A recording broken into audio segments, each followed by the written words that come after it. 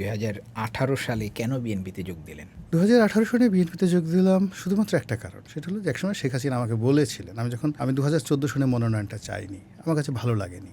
আচ্ছা। যে বিএনপি যে আওয়ামী লীগ একতরফা নির্বাচন করছে বা ইত্যাদি ইত্যাদি আমার কাছে মনে হয়নি।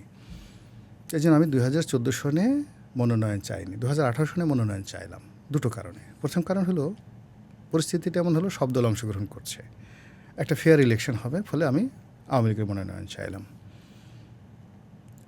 দ্বিতীয়ত হলো যে আমি প্রথমে যেমন 1400 নির্বাচন করব না, এই কারণে করব না। আর আরেকটা কারণ ছিল আমার ভালো লাগেনি মানে আমার আসলে ইলেকশন রাজনীতি এই জিনিসগুলো ভালো লাগেনি। কিন্তু ওই যে আমার যারা নেতাকর্মী আছেন তাদের একটা অনুরোধ থাকে, রাজনীতি একটা ওয়ান ওয়ে ট্রাফিক, সব মানুষ প্রতিটা মুহূর্তে বলে এটা করেন ওইটা করেন, আসেন আবার ইলেকশন করেন, রীতিমতো কান্নাকাটি করে সবাই। এটা সব নেতাদের সাথে কর্মীদের হয়। ফলে 2018 সনে আমি আমার সিদ্ধান্ত পরিবর্তন করলাম দুটো কারণে। একটা হলো যে লোকজন সবাই ইনফ্লুয়েন্স করতেছিল কামন, আর যেটা হলো যে মনে হলো সব দল অংশগ্রহণ করবে, 14 সনের মতো নির্বাচনটা একতরফা হচ্ছে না। কিন্তু আমি মনোনয়নটা পেলাম না।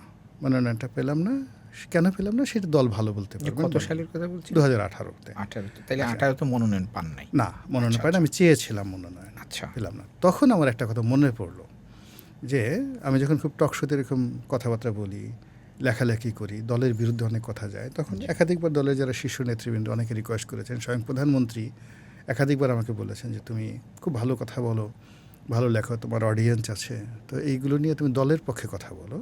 বিরুদ্ধে হয়ে বলার জন্য তো বিএনপি জামাতের লোক আছেই, তোমার তো বলার দরকার নেই সত্য কথা। তারপরে যখন আমি এই জিনিসগুলো বলা শুরু করলাম, তো উনি একদিন আগে আমাকে বললো যে দেখো, আমাদের দল থেকে অনেক বড় বড় মানুষ চলে গেছে। ডক্টর কামাল গেছেন, মোস্তফা মন্টু গেছেন, আব্দুর রাজ্জাক গেছেন, তো তারা সবাই কিন্তু হারিয়ে গেছেন। বিএনপি তাদেরকে কেউ মনোনয়ন দেয়নি। তোমার শ্বশুর বিএনপি করতে পারে, ডাজ নট ম্যাটার, কিন্তু তোমাকে বিএনপি কখনো মনোনয়ন দেবে না, তুমি হারিয়ে যাবে। তোমাকে যদি আমি মনোনয়ন না দিই তুমি হারিয়ে যাবে। তো 2018 সালে যখন আমি মনোনয়ন পেলাম না, তখন আমার কাছে মনে হলো ওই শেখ হাসিনার কথাটা মনে পড়লো যে ইটস এ চ্যালেঞ্জ। তা আমি রাজনীতিতে শেখ হাসিনা বলছে যে আমি যদি মনোনয়ন না দিই, তুমি যদি এমপি না হও, কোনো টক শোতে তোমাকে ডাকবে না, কোনো পত্রিকা তোমার লেখা ছাপাবে না, আর কোনো দল, বিশেষ করে বিএনপির মতো বড় দল, তোমাকে কোনো দিন মনোনয়ন দেবে না। তো এই কথাটা আমার মনে পড়লো, আর মনে পড়ার সঙ্গে সঙ্গে বিএনপি থেকে একটা অফার এলো যে আমরা আপনাকে মনোনয়ন দিতে চাই, আপনি নেবেন কি না।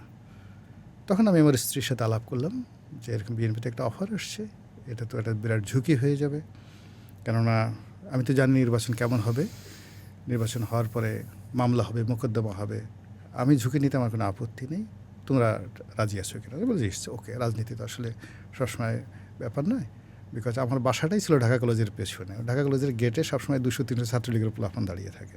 2018 সনে বিএনপির মনোনয়ন নিয়ে ঢাকা কলেজের গলিতে ঢোকাটা, এটা জুলিয়াস সিজারের রোম বিজয়ের মতো ঘটনা ছিল। এটা এত সোজা বিষয় ছিল না। তো যার জন্য, এবং তখন বিএনপির অফিসে মানে যাওয়ার মতো সাহস অনেকের ছিল না। 2018 সনে আমি মনোনয়ন নিলাম, ইলেকশন করলাম, শুধুমাত্র ওই শেখ হাসিনার ওই কথাটা প্রমাণ করার জন্য যে সে আমাকে মনোনয়ন না দিলেন।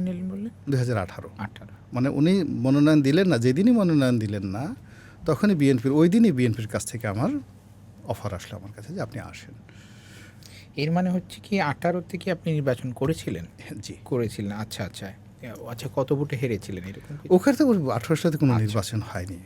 তাহলে এটা হচ্ছে ধরেন যে শেখ হাসিনার প্রতি এক ধরনের চ্যালেঞ্জ ছিল। এটা চ্যালেঞ্জ ছিল। আমি ওই যে চ্যালেঞ্জ মানে নিয়েছি, এলাকাতে গিয়েছি, টিকে আছি, দ্যাটস ওকে, ওই পর্যন্তই গেম।